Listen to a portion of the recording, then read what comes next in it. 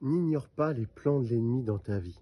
Tu sais, j'ai constaté une chose depuis que je suis chrétien, c'est que le fait d'ignorer les plans de l'ennemi dans nos vies nous empêche d'accéder à la repentance. Tu vois, j'ai fait 3 épisodes, 3 vidéos sur la repentance et je parlais du fait que la repentance doit être un état d'esprit quotidien. Et pour accéder à cet état d'esprit quotidien, j'ai bien évidemment besoin de me rappeler que la croix, le sang de Jésus, sa grâce me suffit. C'est primordial.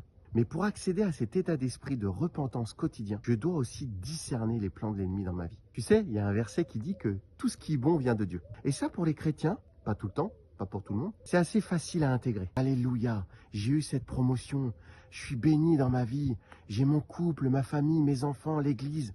Je sais que ça vient de Dieu. Ok, tout ce qui est bon vient de Dieu. Et c'est bon, et c'est bien de se le rappeler, et c'est bien de le proclamer, et c'est bien de lui rendre grâce pour ça. Mais si tout ce qui est bon vient de Dieu, il faut aussi se rappeler que tout ce qui est mauvais vient de Satan. Trop souvent, on ignore, on met de côté les terrains, les semences que Satan a déposées dans nos vies. On les met au fond d'un tiroir. Des fois, on se dit, la grâce de Dieu me suffit, le Saint-Esprit les traitera. Oui, il peut les traiter, il veut les traiter, mais il veut le faire avec toi. Un pasteur que j'ai connu qui me disait souvent, Dieu peut faire sans toi, mais il préfère faire avec toi. Amen. Dieu préfère faire avec nous. Il est bon que nous discernions et nous collaborions en face de ces terrains, en face des plans de l'ennemi. Parce qu'aujourd'hui, son venin qu'il a déposé dans nos vies depuis le Jardin d'Éden, ce venin lié au péché originel, au mensonge originel, il est toujours actif. Il peut toujours être actif. Combien de domaines dans ta vie, les relations, les pensées, les décisions, projets, les rêves, les convictions, combien de domaines dans ta vie relèvent, montrent, témoignent d'une certaine forme d'indépendance avec Dieu? À quel pourcentage tu es indépendant de Dieu dans ta vie? Est-ce que tu remets tout à Dieu dans ta vie? Bien sûr que c'est un cheminement, mais est-ce que tu prends conscience qu'il y a tel ou tel ou tel domaine dans ta vie que l'ennemi a saisi ou l'ennemi a semé